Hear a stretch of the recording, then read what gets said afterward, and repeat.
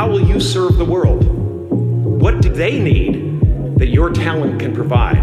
So the effect you have on others is the most valuable currency there is.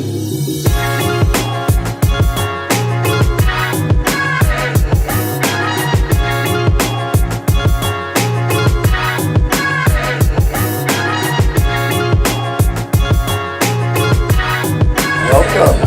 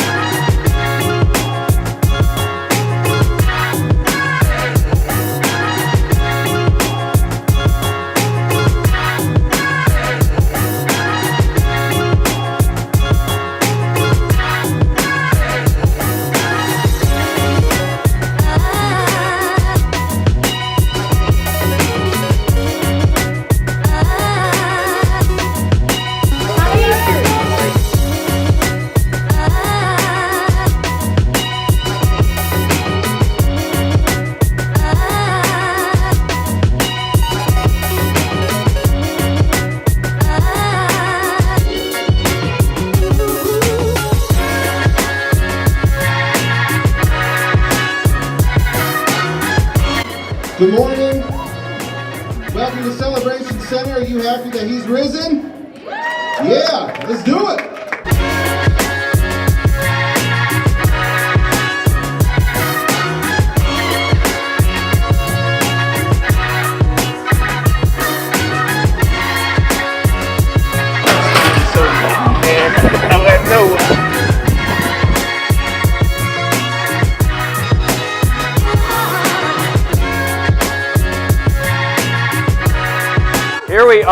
Here we are. Welcome to the Babin-Nason ritual afternoon, Sunday afternoon. Actually, this is my in-laws' place where we get together and we have lunch every Sunday after church. We do coffee. I serve coffee. Our kids are playing. This is a very noisy home, but we are a very happy family.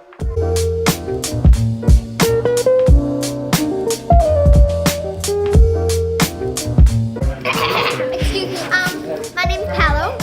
If you don't know my name, I'm 8 years old.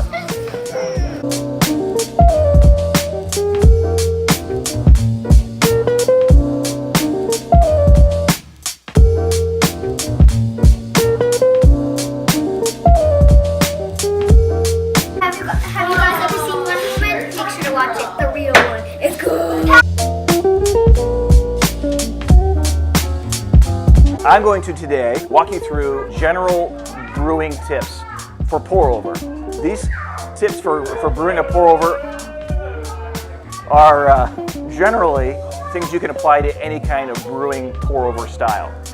I don't want you getting in this, okay? So a couple things you need to start off right off.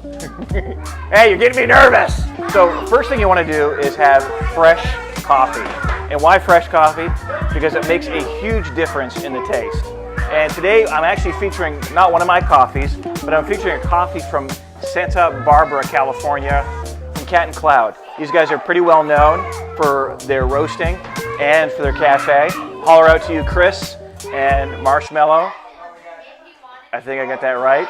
We really enjoyed your coffee today. I'm featuring this to my family today. I'll put the link in the description below to where you can get this coffee. What you see here is actually a Chemex, and the tips I'm going to give you today actually apply to pretty much any kind of pour-over with some slight variations. So I hope you find this very useful.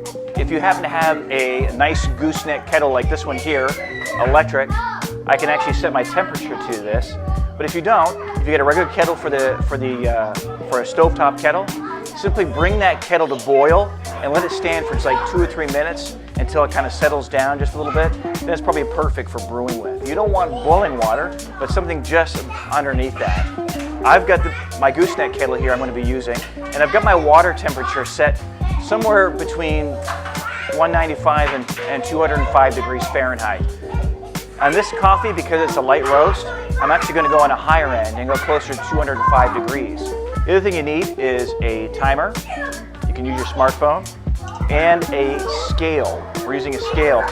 This scale is actually $10 off Amazon. You can buy these nice little digital scales, really cheap. So the first thing you want to do with the pour over is wash your filter out. The reason being is because you often get slightly paper taste within paper filters, and it also is nice to be able to heat up your vessel so that it keeps your coffee hot. So I'm going to rinse this out.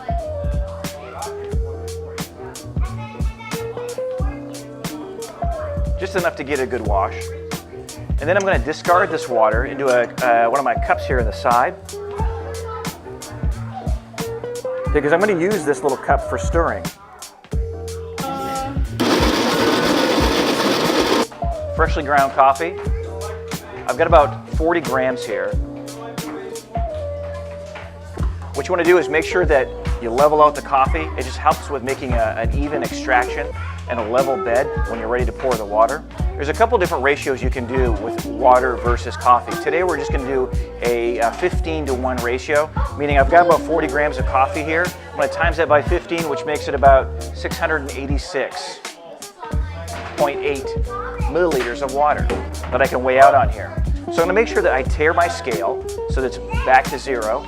Now that I'm ready to start, I'm going to hit my timer, which I have here, and I'm going to get ready to pour. For this amount of coffee, I've got about 84 milliliters of water, just enough to cover the grounds to get them wet. I'm going to give it about 30 to 45 seconds. In the meantime, I'm just going to use my spoon that I had set aside in that leftover water, and I'm just going to kind of sort of excavate, as Scott Rayo calls it, the coffee grounds to make sure that all of the coffee grounds get some kind of water in them, get contact with water.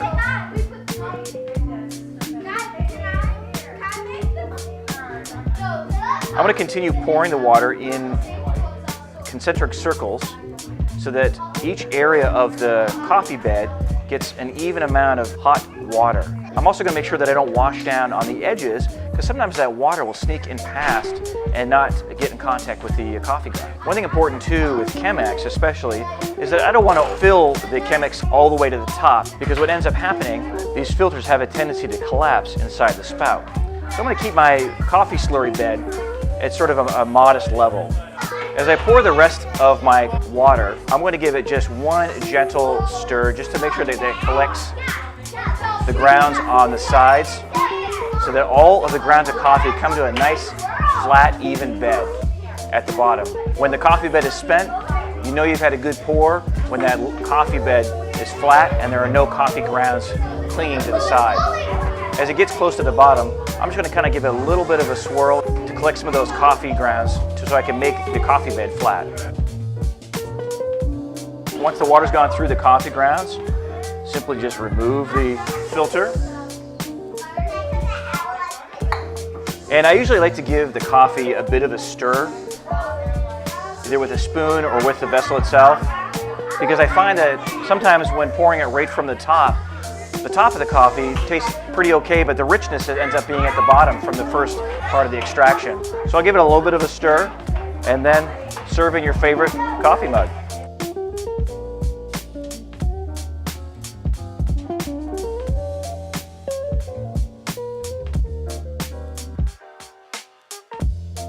Enjoy your coffee.